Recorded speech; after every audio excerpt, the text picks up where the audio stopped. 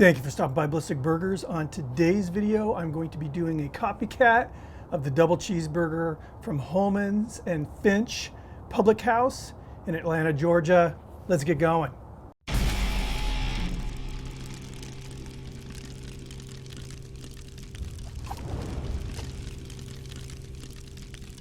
So this burger is one of the most requested burgers on my list, and I found that the nice thing about having this burger channel is it's easier for me to chip away at this long list I have of requests.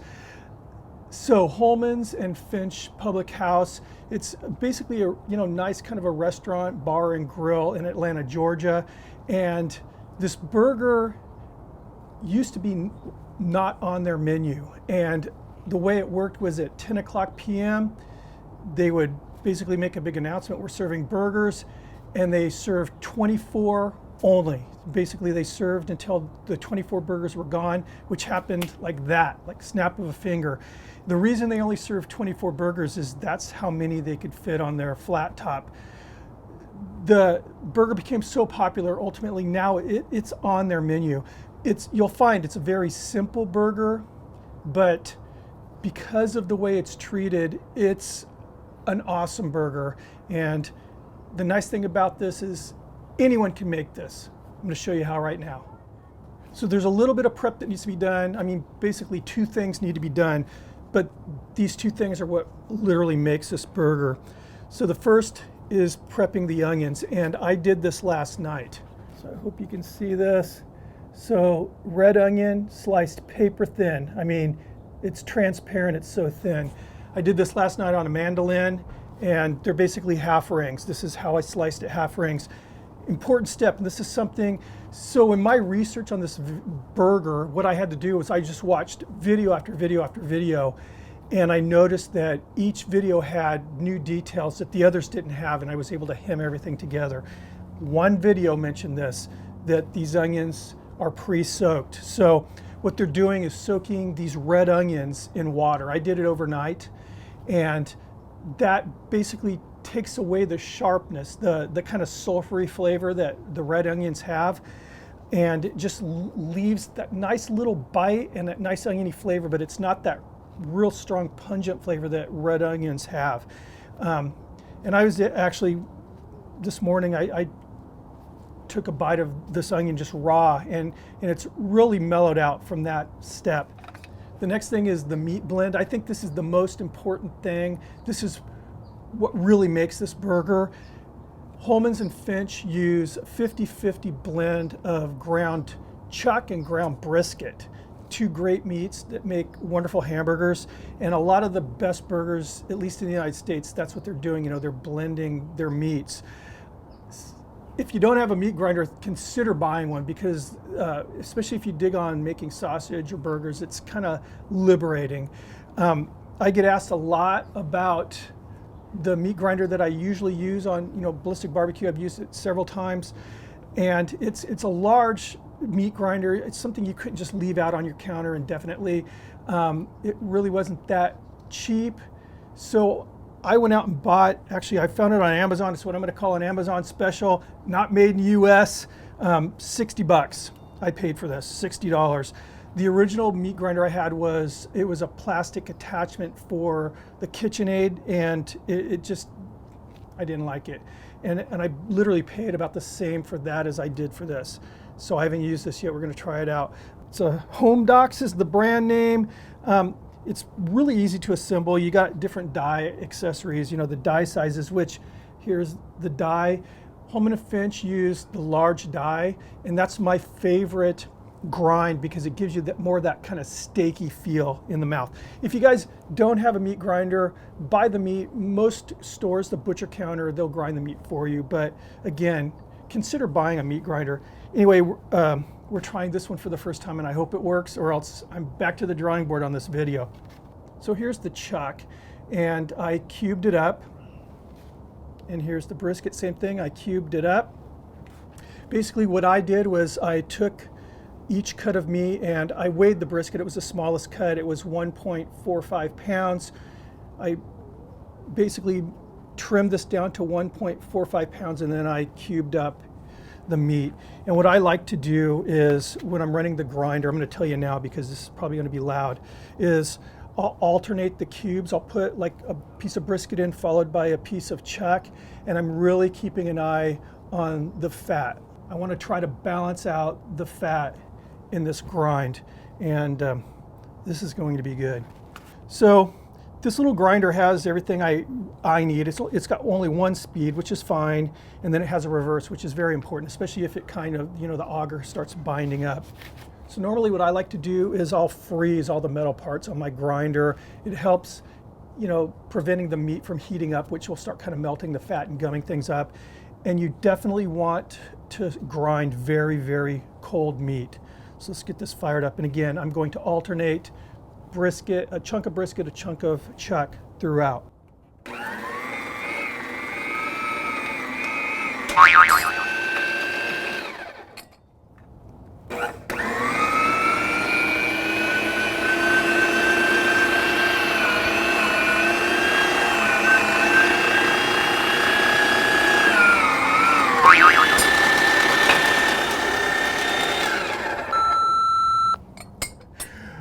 That was literally the biggest piece of in my life. So if anything comes from this, you get what you pay for. Don't buy that thing. That was unusable, amazing. They're going to hear from me too, believe me. So to save some time, I busted out the old plastic KitchenAid grinder. It'll do the job for this. KitchenAid actually has, like I don't know if I mentioned it or not, a stainless steel version attachment, which looks like, I'm sure the quality is fantastic. This is actually made by KitchenAid, this plastic one. I don't even know if they sell this plastic one anymore. Like I said, for heavy duty use, this thing doesn't really do the job, but it'll be fine with this. Anyway, let's get to grinding. So like I said, we're alternating chunks of meat, brisket, chuck brisket, whatever. I just want to make sure that we're alternating it. And I have the bigger die on this. So it has that nice big die. And it's grinding. Like I said, it's just not as quick and efficient as my big grinder is, but it'll do the job. All right. The old KitchenAid pulled through in the clutch. KitchenAid, I apologize for talking smack about you earlier in this video. You saved the day. So look at that. That is beautiful, beautiful, fresh ground meat, plenty of fat. And this is going to take a very simply composed burger and elevate it into something very special. I'm still pissed off about that. I'm going to take this, I might even make a video of it. I think I'm going to take this meat grinder out to the desert and blow it up. Anyway, let's go ahead and form the patties. So the next tool that I really love using when I'm making burgers, especially with these, you know, these Copycats, is a meat scale. You can get a decent meat scale, honestly. I'm telling you, a decent one, a good one, for like, you know, 30 bucks. Holeman's and Finch's burgers, they're 4 ounces a piece. Again, it's a double patty, so a total of 8 ounces. So I'm going to weigh out 2 meatballs, 4 ounces. I was close there.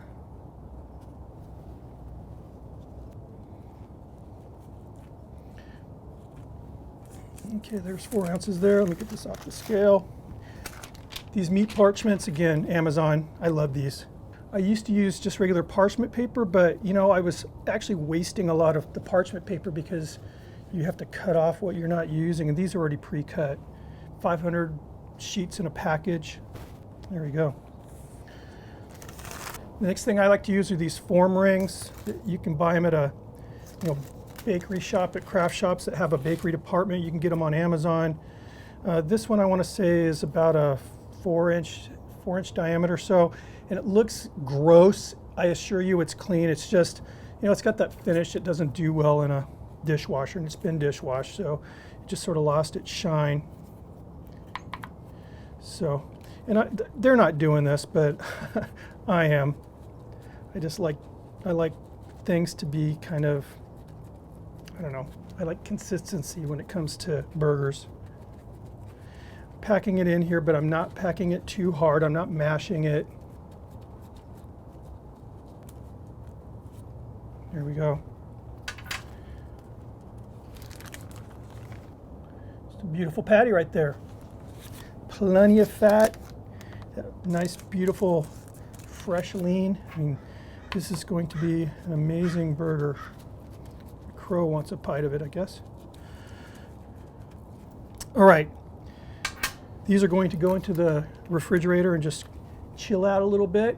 And I honestly think that's an important step. I don't like, you know, it's not like a steak where you want to let the meat come up to room temperature. It's very important that that fat keeps its integrity. It'll soften up on the grill. While these are in the fridge, we're going to fire up this Blackstone griddle. Okay, so I have the Blackstone all fired up. Basically, these two burners I have on a medium high, and I just hit them with the thermogun. It's running right around 400 degrees. This one here, this third burner, I have on all the way down to low. The fourth is completely off because this is where I'm going to be doing the toasting of the bun. And I'm going to start it out on more of a kind of a medium heat, then I'll slide it over as it gets toasted. So Holeman and Finch, they have their own bakery and they're using fresh yeast, like white bread buns. I saw one video, it was a review. He said brioche. They're not brioche, it's just a really good, classic hamburger bun. I bought this at a local store that has a fantastic bakery and buttered each side. So I'm going to go ahead and throw these on again. This is on the low side. I'm just going to kind of monitor these. I want it to get that nice kind of golden toast, and I'll move it over to the cool side, if I have to. Now for the burgers, a little salt, kosher salt, all they season with is salt.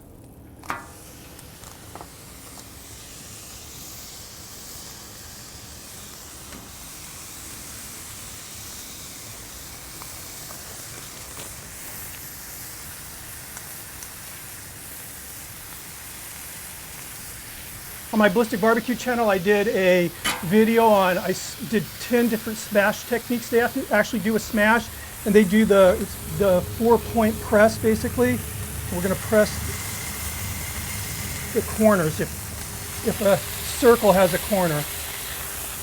This is going to do two things. This basically makes the patty a little larger, but it also helps it adhere to this flat top and give it a nice crust.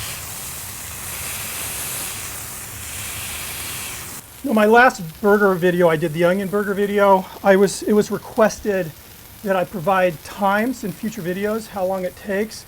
I'll let you guys know how long it takes, but to be honest with you, I'm looking at the burger and going off of what it's looking like rather than actually timing it, because there's so many variables here. You really can't say it's going to take you exactly 2 minutes, to cook this burger, to flip it. You just can't do that. It's getting there. Now, one of the videos I watched, and it was a pretty telling video, one of the chefs, and it wasn't the owner of the restaurant, it was one of the chefs that works for him. He said they cook their burgers 80% on one side before the flip, which I don't do, but I'm going to do it on this. Now normally, so what I'm looking at is, you can see the color change right here around the edges, and you can see the shimmering on the top of the patty. I would be flipping right now normally. I'm going to give it a little bit longer to kind of adhere to what they're doing. And I think what they're just trying to do is maximize that crust. In other words, instead of getting even crust on both sides, they want killer crust on one side and a decent crust on the other. And you're going to get some good flavor. There we go. Look at that. This is what I'm looking for. So I'm going to put these over on the cool side. There. That's beautiful. Okay, we're into this about 2 minutes and 40 seconds, so I'm going to go ahead and flip. And it's adhered. I mean, I'm having to scrape this off of the flat top here. There we go. Beautiful. American cheese. And look for the deli slices, not the singles, not the stuff wrapped in plastic. You know, this patty here, I'm laying those onions down. Steam's coming through, it's going to soften those onions even more. And a slice of cheese. Okay, these are getting ready here, so I'm going to go ahead and prep for my building of this beautiful burger. All right, these are ready. Get that onion side down. So this is the cheese with the onions underneath. Next patty. That's gorgeous. The next thing is bread and butter pickles. And usually add about 4. Then of course that beautiful crown. And just take a look at that. And there we have the double cheeseburger from Holeman and Finch, Public House. And this burger has a cult following in Atlanta. So I know that it's on my bucket list when next time I'm in Atlanta. Let's try this out. Look at that. Beautiful, beautiful, classic burger. So right off the bat, I'm picking this up. The buns are just so soft, and toasting them like that, you know, just that kind of a low temperature toast, steam the top. The inside is that buttery, crispy crust. It just smells so good. I mean, just high quality beef is what I'm smelling here. Now, I have to say this before I forget. When they serve this at Holeman and Finch, it's going to come with some homemade fries, and then they serve with a little container of mustard and a little container of ketchup. And most of the people I saw eating these, they weren't opting for any of those condiments at all. They were just going with this beautiful beef, the cheese, and the buttery toast. And that's the way I'm going to eat it. I don't think it needs anything.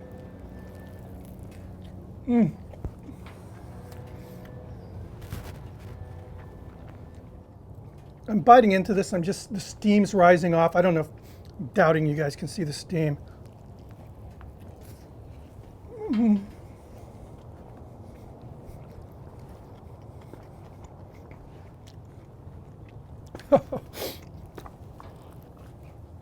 That's one of those burgers, it's just, you don't want to put it down. Man, I love these simple, well thought out burgers.